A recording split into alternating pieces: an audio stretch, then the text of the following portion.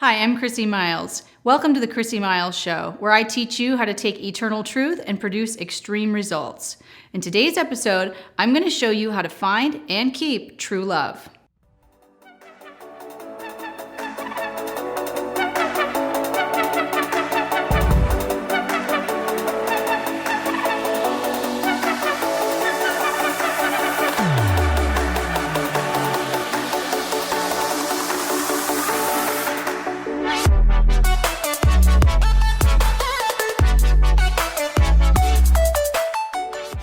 Everybody's looking for true love, love that will last.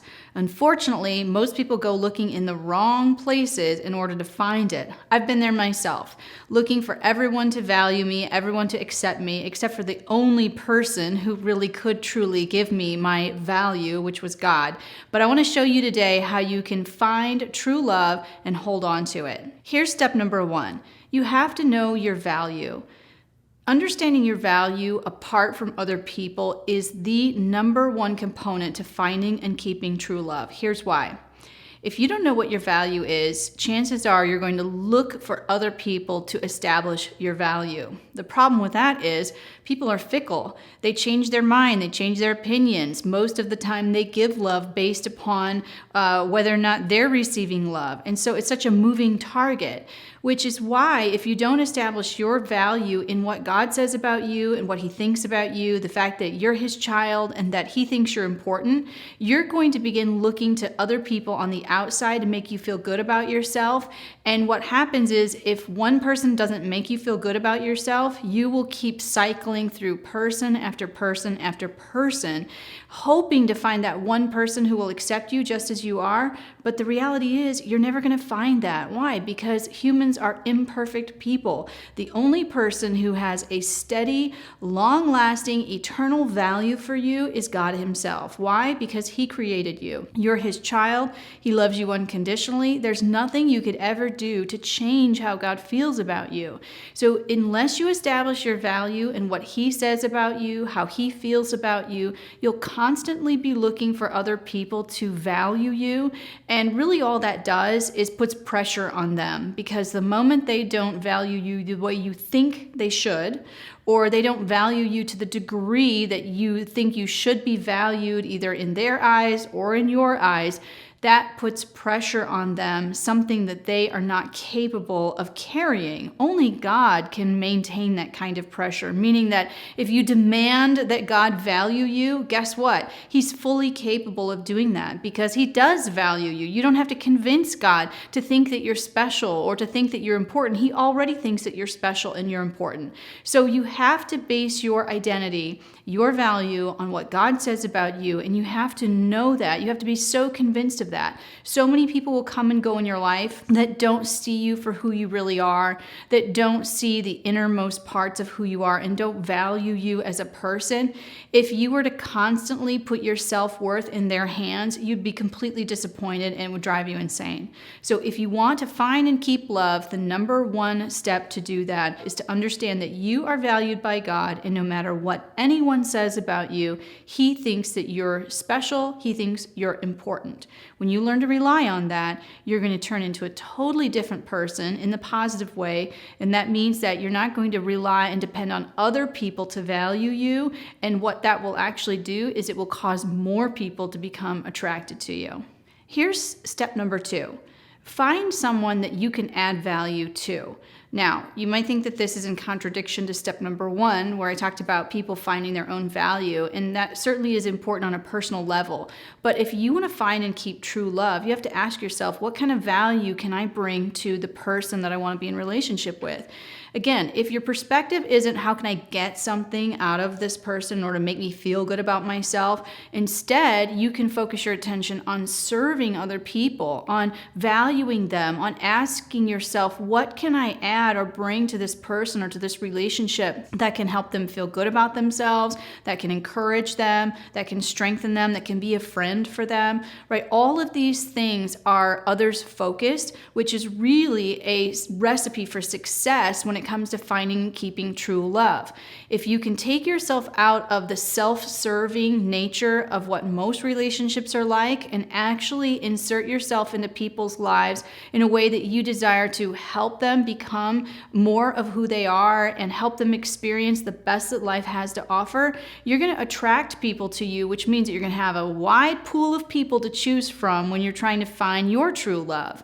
And that doesn't mean that you take advantage of people. What that simply means is that you're establishing yourself from a position of not needing other people and not desiring to put people into your life just so they can serve you. It's not a self-serving situation. What you're trying to do is you're trying to add value to other people because you know where your source comes from. When you put yourself in a relationship where you are just desiring to help another person or support another person, and it's not just coming from you trying to get something out of them, right? We're not talking about a manipulative thing. We're talking about a true heart of service. That allows you to really take your pick from the best people out there. In fact, because people love to be in relationship where that relationship is making things better for them. Here's step number 3. If you want to find and keep true love, you have to understand that the ultimate commitment that you make to a person, let's assume that it's in a marriage relationship, that ultimate commitment cannot be to the person. Yes, that's right. I said it. The ultimate commitment that you make to your future spouse should not be a commitment to them. This is where a lot of people get commitment totally wrong. You stand up at the altar and you promise to love the person for the rest of your life. If you're making a commitment to a person from that perspective, I guarantee you the chances of your marriage failing are much higher than if you were to make your commitment in the right place. So what do I mean by that? When you make your ultimate commitment to your future mate, your future spouse, the real place you should be making your commitment is to God. Now, I still don't mean that you're promising God that you're going to do everything perfectly. In fact, that's just the opposite of what you should be doing.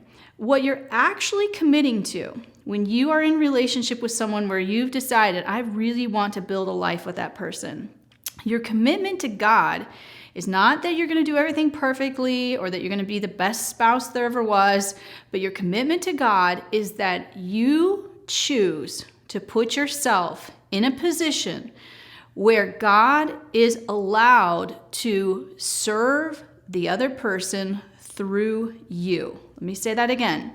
The ultimate commitment that you should make in a long-term relationship is a commitment to God, whereby you are saying to God, I will allow you to love this other person through me. Do you know what that does? Is it puts you in a position to be a conduit of God's love to the other person.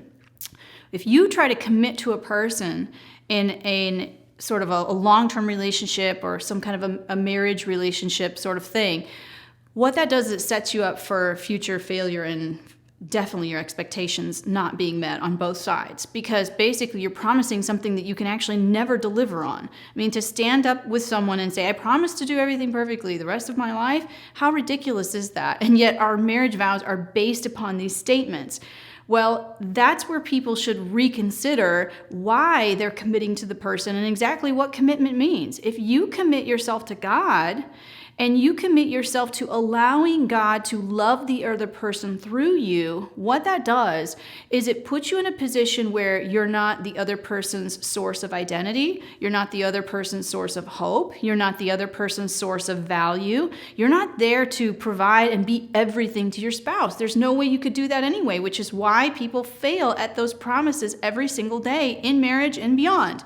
But where you can succeed is simply saying, I am going to put myself in a position that even when my spouse or significant other is being challenging, I'm going to allow God to love that person through me. Do you know what that also does? Is it takes your own personal motivation out of the situation, which is so crucial to getting through conflicts. Because normally when you're experiencing or feeling some kind of a conflict, you put yourself in a position to try to make them happy. You're trying to please them. You're trying to give them what they want so that they're not angry anymore, so that they calm down. All that is doing is probably feeding their ego in the wrong direction. But if you instead, in periods of strife or conflict, in a committed relationship, say, okay, my commitment wasn't to love this person perfectly. I know I can't do that. My commitment wasn't to make this person the happiest person in the world. I know I don't have that responsibility. But my commitment was to God, to allow God to love that person through me. What that does is it immediately takes you out of the heat of the situation, and it connects you to the heart and the voice of God, where He is going to be speaking things to you about the situation at hand that allows you to see the perspective from a different vantage point. Let me give you an example. I always tell the example of, there were times when I was working through these particular issues, and I was trying to figure out why I would come home at the end of the day and be totally frustrated. And as I worked through those things, or my husband would say, why are you so upset? Because naturally I would take it out on him. And he would say, well, why are you so upset? And I could not even pinpoint what exactly made me angry or frustrated that day. I just knew that something was wrong. Well, what I started doing is I started listening to the things that God was saying to me in those moments of conflict with my husband, where I would take my anger out on him and I didn't even know I was upset. And what God began to show me is that I was holding on to different experiences or interactions that we had had throughout the day that reminded me of something else. Okay, now, if I had taken that situation and, let's say, never gone maybe to a deeper level, to the heart of the matter, I would just keep bringing frustration into my relationship, making my husband feel like he wasn't enough. But when I was able to step back and say, God, where is this coming from? How am I experiencing this, and what caused this to happen? It started to open up areas where I was bringing past difficulties and problems into current situations.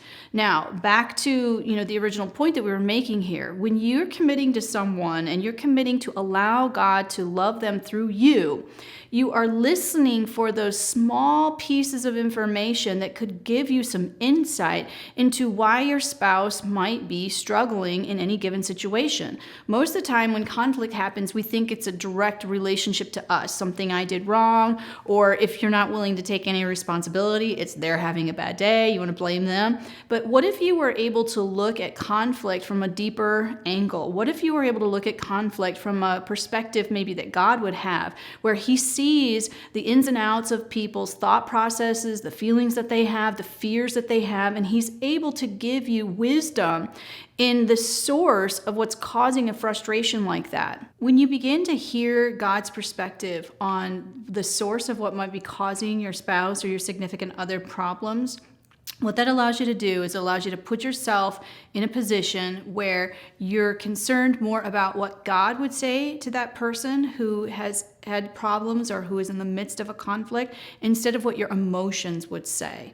Right? If you're in an emotional situation where there's conflict happening, very rarely do people step aside and allow God to kind of speak through them. But if you've really made a commitment to your significant other in a relationship that you want to keep and hold on to, what that allows you to do is to think like God would think, to allow Him to speak words of advice or words of encouragement instead of constantly getting in the way and asserting your own ideas or your own feelings. For more tips on how to find and keep true love, I want to invite you to pick up a copy of my journal called The Courage to Believe. If you don't challenge your belief system or understand how your belief system affects the relationships that you have, you'll have a really difficult time finding and keeping true love. So follow the link in the description, go to the store, and grab my copy of the 30-day journal, The Courage to Believe. Here's step number 4. I'm going to call it keep doing the first 3 or rinse and repeat, right? Do the same thing. Here's what I mean by that. Is that if you have found someone that you truly want to build a life with, build a relationship with, then you've made that commitment, you've established your value in something besides just what they think about you. You have to keep repeating that. You have to keep getting out of the way. Every day, there's an opportunity for you to wake up and decide, here is how I'm going to live my life today. Now, not a lot of people necessarily live like that. Unfortunately, many times people kind of get up and they do the same thing that they did did the previous day, and they don't realize the negative patterns that they're carrying with them and building on every day. But if your pattern is to approach life every day from a standpoint of, how do I find my source and my value from God first? How do I allow God to love people through me? And how do I stay sensitive to God so that I don't dip back into my own selfish wants and desires, so I can truly serve people, so I can add value to their lives? It might seem kind of pie in the sky, or like you could never really live like that, or nobody really lives like that. Well, I'm telling you that I'm living proof of that. My husband is living proof of that. Our marriage has seen a lot of ups and downs where we've had to figure out these things the hard way, unfortunately. We didn't have always, at least from my side of the family, great experiences or examples of what a good marriage should be like. And you have to learn how to apply these principles anyway to the relationship that you're building with your significant other. But you have to keep doing that. And it's not something that you just wake up one day and you arrive. It's a choice, right? Marriage is a choice, and committed relationships are a choice that you have to make every day. And so you have to consistently establish your value in what God says about you. You have to consistently seek to serve the other person. You won't desire to do that if you're not connected to the source of love. You'll want to serve yourself, and you have to consistently put yourself in a position where you're committing to allow God to minister to your significant other, speak to them, help them, and that means that you're saying things that God would want to say instead of inserting your own personal opinion or your personal thoughts into the matter for your own self-seeking purposes. I know sometimes it sounds a little easy or maybe even trivial, or how can this really work? But I just want to challenge you to apply some of these principles that I'm talking about, especially in an episode like this, because it is the way that you can sustain and keep a relationship that you have found that is worth keeping. Thanks for watching today, and I hope you enjoyed these tips about how to find and keep true love. If you like this video, hit the thumbs up button, and if you know somebody who's had a very difficult time finding true love, share this with them. It might help them reestablish their relationships on a much better foundation. And if you haven't done so yet, make sure you subscribe to this channel for new episodes each Tuesday where I teach you how to get more out of life. Thanks for tuning in.